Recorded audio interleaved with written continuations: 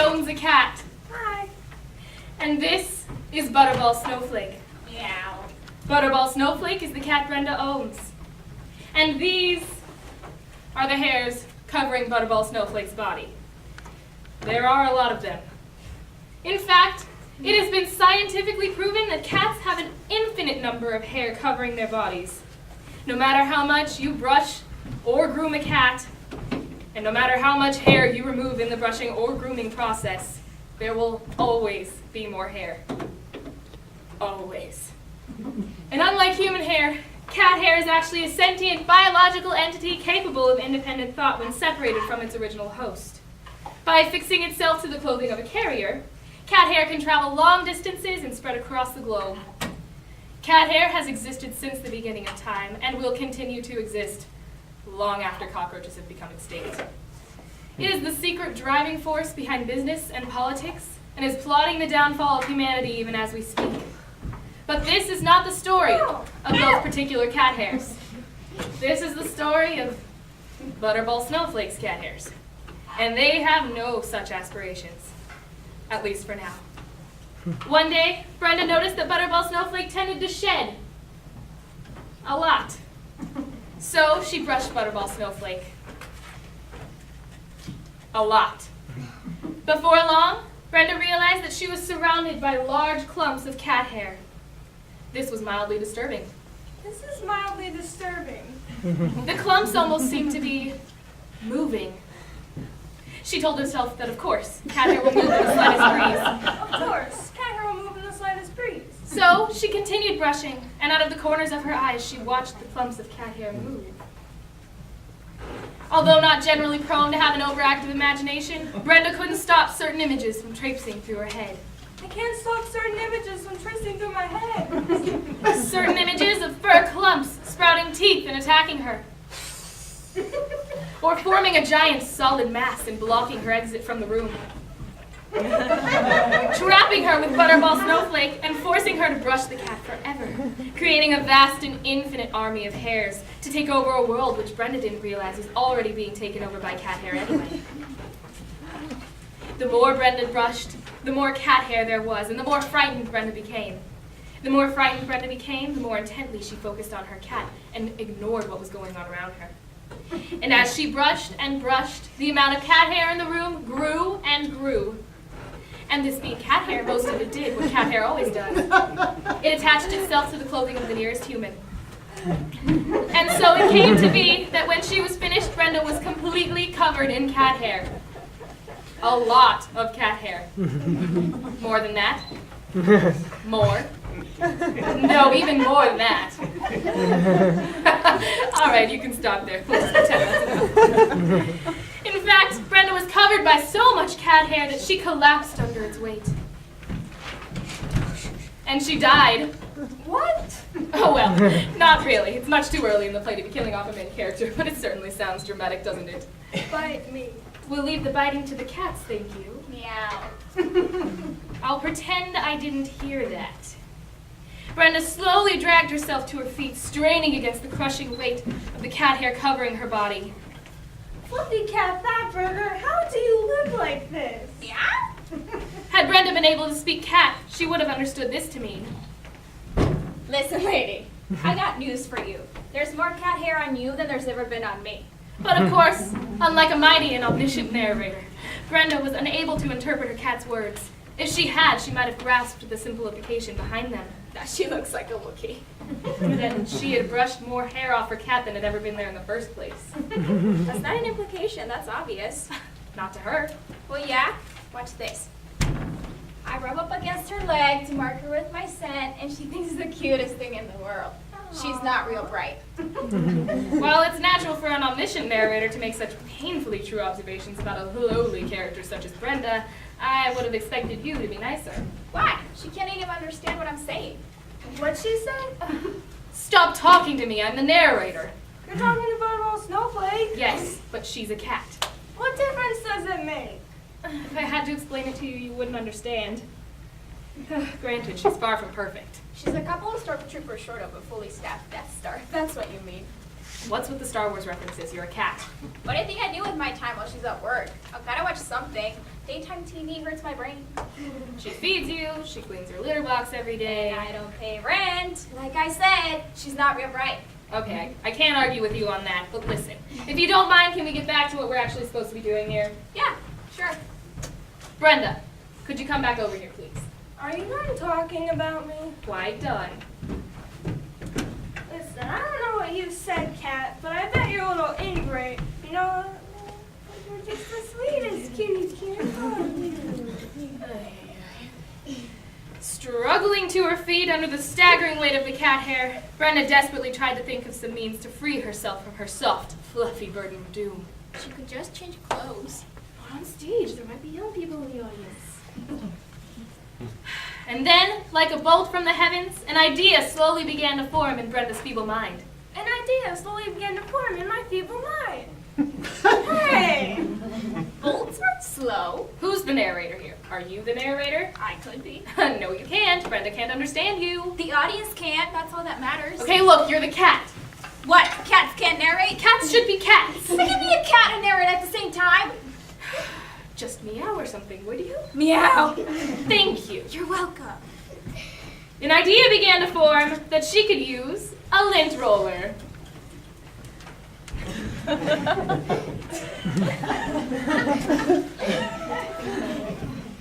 like this.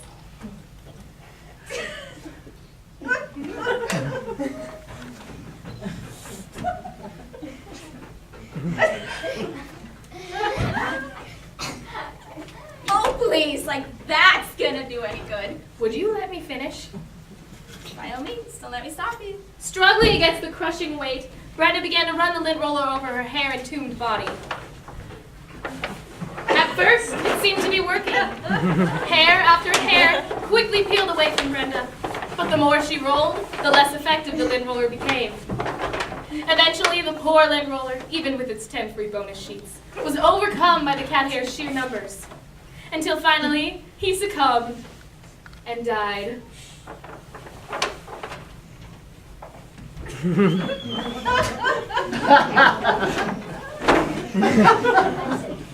Told you so. But the lint roller's sacrifice was not completely in vain. Enough of the vexatious weight had been peeled away that Brenda could move about more freely. And so, she considered her options. Firstly, she decided to have a snack, for she was very hungry from her ordeal. A granola bar in her pocket provided a seemingly simple solution. Slowly, Brenda peeled the wrapper away in virtually asphyxiating anticipation of its gargantuanly granola-ish goodness against her tingling taste buds. Wow. Be careful with all of that alliteration. You might hurt yourself. Don't worry, I'm a professional. But as the wrapper was peeled away, a gentle breeze carried some of the cat hairs to rest upon the bare granola bar. Contaminated by cat hair and deprived of its usefulness, the granola bar died. You can't kill a granola bar. I'm the narrator. If I say it died, it died. Casting aside her despoiled sustenance and struggling against the threat of imminent starvation, Brenda dug further into her mind for ways to rid herself of the remaining cat hair. And then she remembered. She owned a vacuum cleaner. I'm not even vacuum. The vacuum cleaner had sucked up cat hair around Brenda's home for years. Surely it could free her now. She never brushed me that much before. The vacuum cleaner began sucking at the cat hair covering Brenda's body. And it sucked valiantly, but even for a mighty vacuum cleaner, the hairs were too plentiful, and the vacuum cleaner choked and died. My vacuum cleaner! And the warranty just expired. You're really into this thing. It's dramatic and powerful. It's a cheap jolt. You didn't even develop the lint roller, the granola bar, or the vacuum cleaner as characters. They aren't real characters. They're a lint roller, a vacuum cleaner, and a granola bar. Crying out loud. Then how can they be dead? Because their usefulness is expired. So they can't perform their intended functions anymore. That's not the same thing as dead. They can't be dead if they were never alive in the first place. Well, if I'm not dead and there's no reason for me to be here, I'm getting out of here. Me too. Not real characters. He's not a character, he's a narrator. And a mean narrator at that. Okay, mean has nothing to do with it. I'm the narrator. I'm just trying to tell the story. It's my job. Do you enjoy your job? Yes, very much actually. Well, then you're mean. Okay, look. Go find a giant ball of lint and go have a lint party or something. Would you? Thank you. Get off my stage. Some inanimate objects just don't appreciate the opportunity to be personified. I can't imagine why. Suddenly the phone rang. Uh-oh. Ring, ring. Who is it? It's Frankie. Brenda's best friend Frankie had dropped by for a visit. Frankie, don't come in. I need help. Stay away. What? It's terrible. It's awful. I don't know what to do. I'm coming in. Don't. It killed my limb roller. Kind of. And my vacuum cleaner. And a granola bar. You're not making any sense. Try to calm down. There's a key under the mat, right? No. Stay away. It'll get you too. What'll get me? The cat hair. Wow. You look like a Wookiee. Told you. A Wookiee? Yeah. Really? Yeah. Chewbacca or Tarful from Revenge of the Sith? More like Mala from the Star Wars Holiday Special. Oh, you're cruel. We're like Itchy from the Star Wars Holiday Special. Oh! That's even worse. What are you freaking out about? Here, let me brush some of that off you.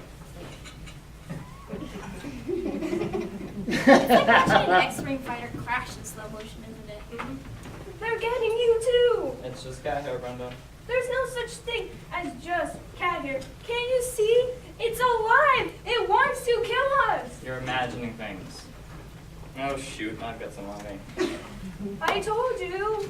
Do you have a lint roller? Bet you don't. Why would you? They're not real characters or anything. I told you. The cat hair killed it. What about some masking tape? I don't want my masking tape to sort of die. Thank you very much. Brenda, calm down. But the cat hair is alive. You're being ridiculous. It's alive. It's hair from a cat. It's still alive. Where did all this come from? Did you drop everything in the SPCA? It's from Fluffy Snout Whisker Butt. Meow? I thought your cat's name was Butterball Snowflake. Yeah. There's no way this is all from Butterball Snowflake. But it is, and I already cleaned some of it off. All this, and then some, came from your one cat? Uh-huh. That's not physically possible. I don't care if that's possible or not. I'm telling you, that's what happened. You make it sound like some sort of paranormal occurrence. I've never seen a ghost, an alien, or Bigfoot, or the Loch Ness Monster. But I swear to you that I had a close encounter with cat hair today, and I barely survived with my life. You've obviously been traumatized to the point of redundancy. What? Saying you survived with your life, it's redundant. The life part's already implied by the survival. I don't care. I have bigger things right now to worry about than the English language. Brenda, I want you to look at something. Here, kitty. No! Stay away from it! It's a cat. You're a cat, and that's all it is, a cat. There's nothing sinister about it, or its hair. It's just fur. It's soft. It's nice to touch. And it comes off. See, I told you. Okay, so your cat sheds. A lot. That doesn't mean cat's fur is evil and deliberately trying to torture or kill you. You're wrong, Frankie. You're wrong. Brenda watched in horror as the precious, long-tailed genesis of her torment drew near. Stay away from me. Keep it away. She tried to keep it at bay, but in the end, she was no match for Butterball Snowflake's feline charms. Aww. Such a sweet kitty cat. Such a nice kitty. Such a pretty kitty. I can't believe I live with this woman. Better you than me. Okay, so the cat's fur isn't trying to kill you. But the cat's fur is definitely trying to kill me. But she's so sweet. Must love the kitty. Yes. Even if her fur is trying to drive me mad and kill me. Yes, it is. Frankie watched in horror as Brenda's very mind unraveled before his eyes. Such a pretty cow. Yes, it is. What can we do with the sweet kittykins to keep its hair from killing Mommy? What can we do? We can't get rid of you. We love you too much. We can't shave you. No, we can't. Because then you'd be a bald kitty and you'd get cold and you wouldn't be so soft and furry. We can't not pet you because you need love. We can't put you in a box because that would be mean. I guess your soft fur is just going to kill Mommy, isn't it? And there's nothing Mommy can do. You're so cute. Brenda. And so soft. Brenda, stop. You're being weird. I mean, even my cat understands you're being weird. Maybe Mommy's friend Frankie can take care of you after your soft fur kills Mommy. And then your fur can kill Frankie too. Won't that be nice? Brenda, I'm not a cat person. I mean, I like them. Okay, if I don't want to take care of one, I'm certainly not going to let a cat's fur try to kill me. But she's so cute. She's a cat. She needs love. She needs to be brushed. No brushing. Trust me, it'll help with the shedding. No, you'll get us both killed. Here, kitty. Here I go again. Oblivious to what he was initiating, Frankie began to brush Butterball Snowflake. Boy, this cat's got a lot of fur. Stop. Wow. Stop now. Good grief. No more. How much more can there be? Lots more. Frankie brushed and brushed and brushed, and the amount of cat hair in the room grew and grew and grew. I don't believe this. Determined and oblivious, he pressed on until it was too late.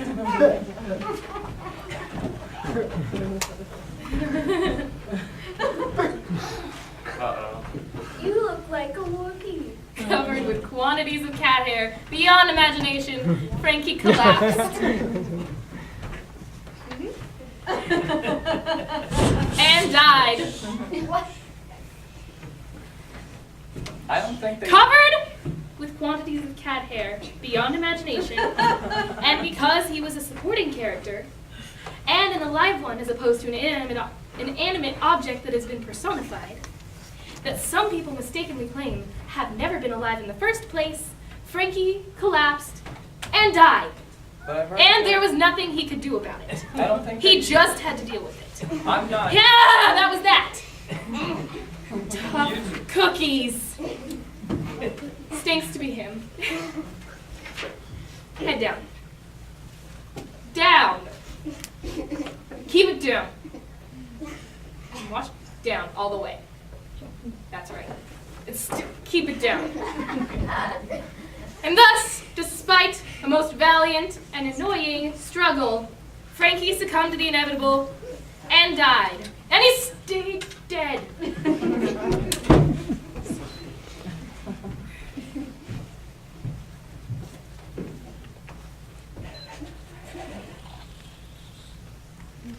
A little to the left. You're dead.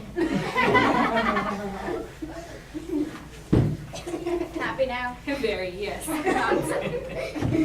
Poor Frankie. Traumatized beyond what her feeble mind could handle, Brenda passed out. Thank you. Yeah, you will. Can I ask you a question? You just did. Don't be a wise guy. I'm the narrator. I can't help but be wise. Anyways, we've successfully killed off a supporting character, alienated a lint roller, a granola bar, and a vacuum cleaner, and pushed the main character to the brink of insanity. And all we have to show for is a bunch of cat hair.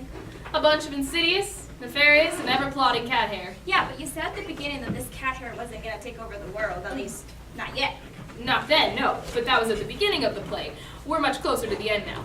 So all this cat hair is finally gonna do something instead of just accumulate and stick to stuff? Oh, yes. Yes, Yes. I'm waiting. With the thrill of blood on their hands, metaphorically speaking, of course, the cat hairs began to pulse. Then swept together in a solid mass. Hey, no, you're with me on this. It's cold in here. With ever-increasing speed, they began to swirl and undulate in an otherworldly dance, sweeping around the room like an unearthly apparition. Kind of like in Raiders of the Last Ark. Yeah, kind of like that, except I was thinking that these are moving as more of a single unit as opposed to being separate apparitions. Wait a second. Did you tell me to watch you watch the Indiana Jones movies too? Really? Love them. Me too. I'm not acknowledging having anything to do with you. I don't need your I mean, information. You know, get on with it. What do you want? Can I go be dead on the couch? Go. Do your thing. Anyways, as the cat hairs swirled and swooped, they began to fuse together into a single consciousness, a single body, forming a new being unlike any which the world had ever seen before. A mighty and enormous entity of cat hair. You're kidding. What? A giant cat hair monster? I suppose that's one way of looking at it. How else would you look at it? Well, I was thinking more in terms of a higher being. You were thinking more in terms of a giant monster made out of cat hair? Look, I'm the one telling the story, okay? And it stinks. I beg your pardon. A cat hair King Kong? More like Godzilla. Godzilla's a reptile. You're just being technical. So? Reptiles don't have hair. So what? You're just being technical. Have you ever seen a Godzilla movie? Of course. Was Godzilla furry? No. Did Godzilla have any hair at all? Not that I could see. Not that you could see. What, are you trying to tell me that Godzilla has armpit hair or something? Now that will be scary. Don't be silly. I'm not the one being silly. You're the one being silly. You're the one making this giant monster out of cat hair, and you're the one What are you doing?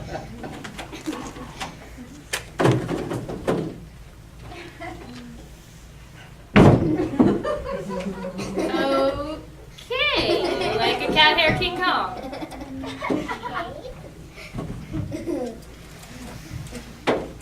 What? a cat hair. That's a silly idea. I just agreed with what you were saying. Because my idea is the logical extension of your idea, but it doesn't mean it's not silly. I'm the narrator, and I say it's not silly. Okay. We'll pretend it's not silly. Mind you, we're just pretending. Now, is this cat hair gonna wreak major havoc or take over the world soon? Of course. So tell me, what happened at the end of Godzilla? And I don't mean the bajillion sequels, I mean I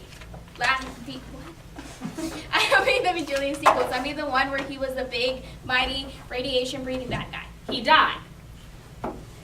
Right.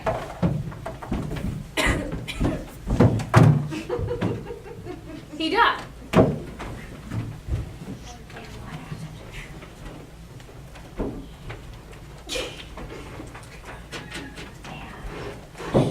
And what happened in the movie where King Kong fought Godzilla? King Kong won, so Kong is the better comparison. That was just in the American version. I mean in the Japanese version where King Kong won. Which means that your giant cat monster is doomed to failure and your idea stinks. Okay, look, you're not making any sense. Also, I'm the narrator, so I can't be wrong. Come on. It stinks. I'm infallible. You're not a real character.